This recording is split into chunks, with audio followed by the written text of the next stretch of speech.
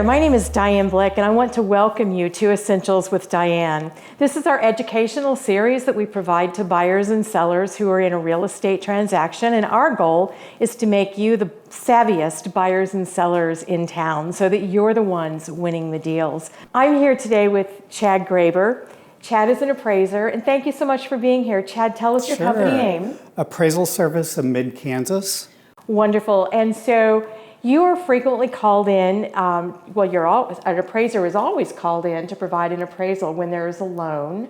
The lender orders your services, and sometimes they're ordered other ways. But first of all, let's start with, how long have you been an appraiser? 27 years. My goodness, you've seen some houses. Yes. Wow.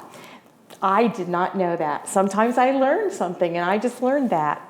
And what credentials does an appraiser have, and is licensing required in the state of Kansas? Yes, I'm glad you asked that because it's quite involved actually.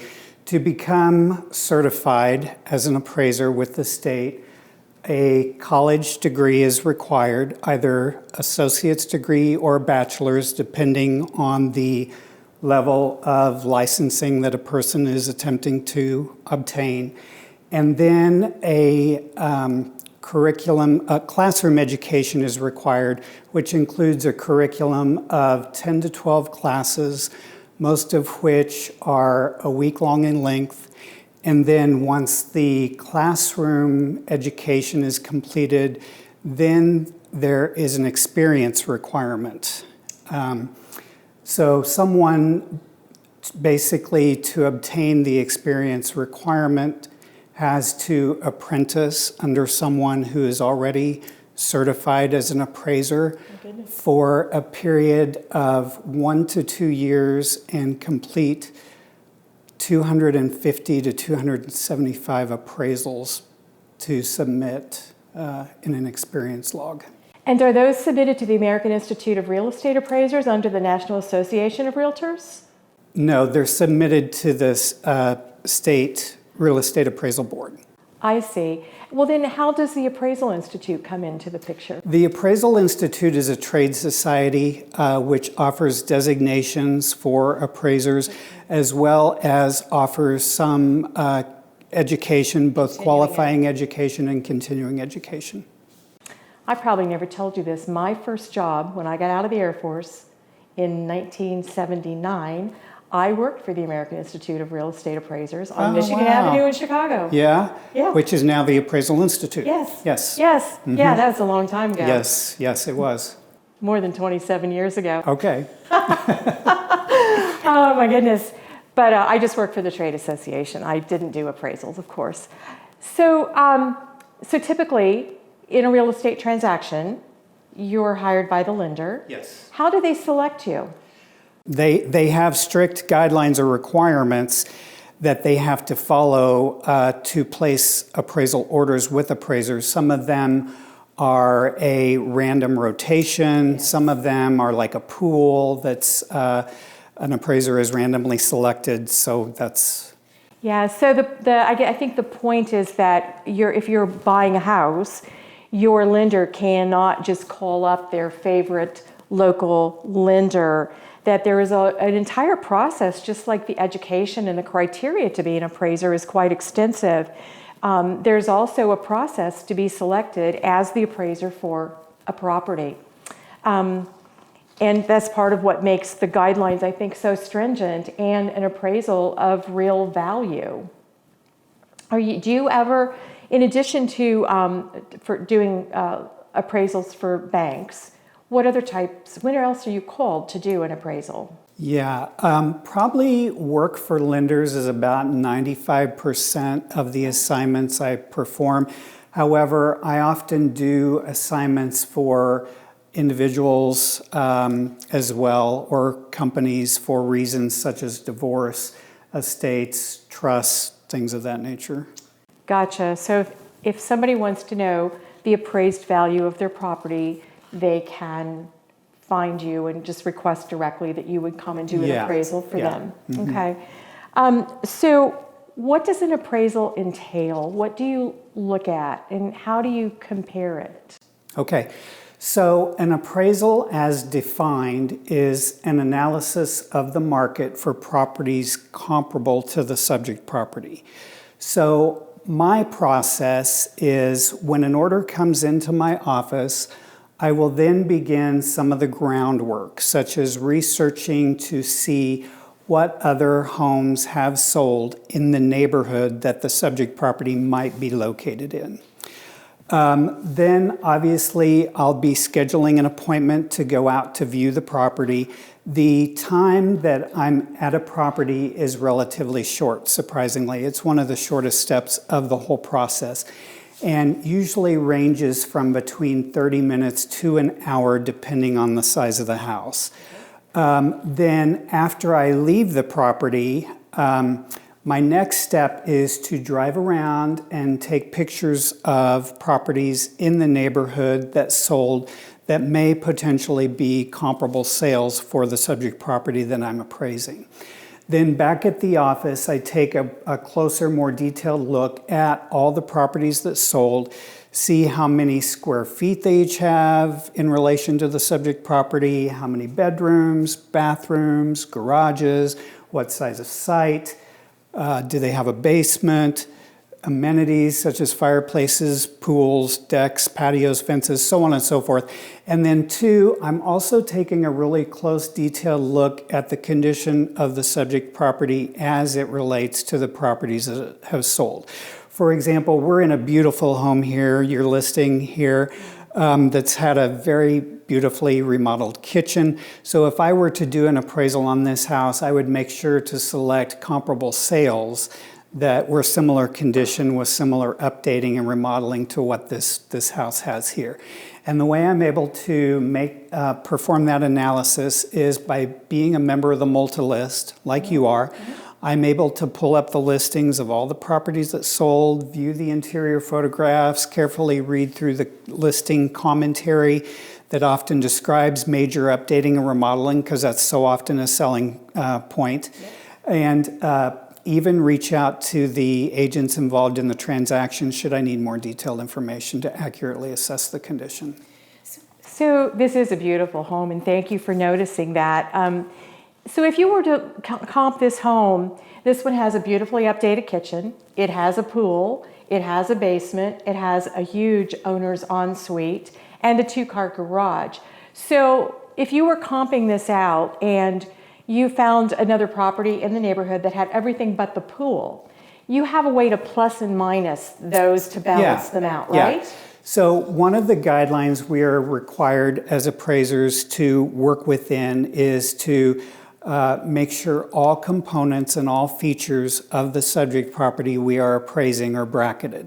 So for example, if this home has 2,000 square feet, in order to bracket that, we would have to have a comparable sale in the appraisal report that's both larger and smaller, so bracketing the square footage. We also have to bracket every feature and every amenity. So for example, I may not have 3 comparable sales with a pool, but I have to have no fewer than 1. I have to have comparables that bracket every single feature. For example, I can't use all comparables that have a smaller site size than the subject or a larger lot size than the subject. Okay. So it's very, very detailed and very, very carefully done. Nothing quick or throwing numbers together about this. Well, and what a lot of people don't realize is this appraisal is going to the lender to be underwritten, and the underwriters check off all of those things to make sure all of those guidelines are met and fulfilled.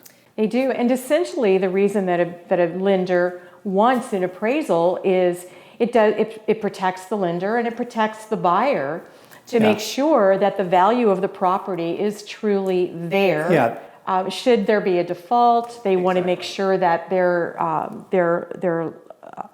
client is not over purchasing or overpaying for something that's not there. So it's a very important process. Right, right. One of the things that I'm frequently asked when I have a listing and the home is not vacant, as this one's vacant and ready to be reoccupied, but sometimes sellers are concerned about what they need to do to prepare for you to come to their home. What do they need to do? Well, they don't really have to do too much. Obviously, when a appraisal is for a purchase transaction, it's par for the course for people to be in the midst of moving, and so that's how we're used to seeing places. Obviously, if I'm doing an appraisal for an estate or a trust, there might be some other sort of transition taking place, maybe preparations for an estate sale or something like that. So I'm very skilled at looking beyond cleanliness, clutter, boxes, so forth, to the condition of the materials and building components beyond. You know, I'm looking at the condition of the paint on the walls and the condition of the flooring. And, you know, I'm not appraising personal property. Or decor. Or furnishings or fancy art on the walls or antiques or anything like that. I'm always appraising the home as though it were vacant. Yes, and again, you're in and out in typically 30 minutes, an hour maximum, depending on the size of that property. Once you've gone in and done the appraisal and you've completed your paperwork, you turn that in to the lender. And it's the buyer's lender. Yes. And then the lender looks at it from an underwriting perspective, and then they notify the buyer that the property has appraised at value, has appraised with repairs. Is there any other type of report? It's either value or repairs. Yeah. And so repairs would typically come in not so much on a conventional loan, Right. on an FHA, a VA, or a USDA rural development loan. There are a couple of specific things that are criteria. Yes. Now, the exception to that is if the buyer is attempting to obtain a conventional loan, but the condition of the property is below average or has deferred maintenance, then there could potentially be repairs required for a conventional mortgage depending on the loan to value and term of the loan. Okay. If it's an in-house loan, most lenders will make a loan on a conventional basis on a property that's below average condition. But if your buyer is attempting to obtain long-term fixed rate, you know, either amortized over 15, 20, 30 years, then they're likely to require some repairs be made on a conventional loan to bring it up to average condition. And then you're exactly right. The other FHA, VA, and USDA do have minimal property standards. And so for those types of loans, repairs are a little more common than conventional loans. And the main criteria for needed repairs are to cure or correct deferred maintenance or to correct items that have to do with the safety, sanitary nature or the soundness of the property. And those things usually come out to be things like peeling paint. Right. Peeling paint is an issue. Cracked soffit or fascia or falling soffit and fascia, peeling paint up there. Lack of handrails going down into a basement, especially on a VA. Okay, yeah. So safety issues and things that really, I tell people, the house needs to be buttoned up, weather tight, because these are government-backed loans, and that's going to be a requirement. And so we look at it when we're listing, or if my buyer is qualified for one of those type of government-backed loans, they need to understand that it's not just the property, or not just them that has to qualify, but also the property has to qualify for that loan. Is there anything that I haven't asked you yet that you think a consumer might like to know about the loan process or the appraisal process? Keep in mind that when I am out to do an appraisal, interior photographs are a requirement, so I will be taking a few of those. Like I already said, I'm not concerned with cleanliness, and we're used to seeing people in the process of moving, so that's par for the course. However, it is still helpful to have lights on, make sure every room and every door is accessible. Obviously, photos of closets are not required, but I still have to look in them to get an idea of the size of them or how large they are. In cases of FHA, VA, or USDA loans, I'm required to view the attic and crawl space and take photographs up there proving that I've viewed those areas. So it's important that those areas be accessible so that I can see them. So you can get in there and do your job and Yeah.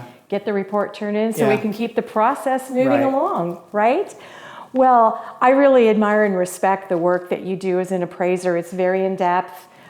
Clearly, the designations and the licensing that you've gained, plus the experience over the years, make you a pro at the business. And Chad Graber is someone that I, as a realtor, appreciate being able to call and ask a question when I'm listing. If I have a question about value, you're always available and provide helpful information. And I know you communicate well with clients too. So we appreciate that.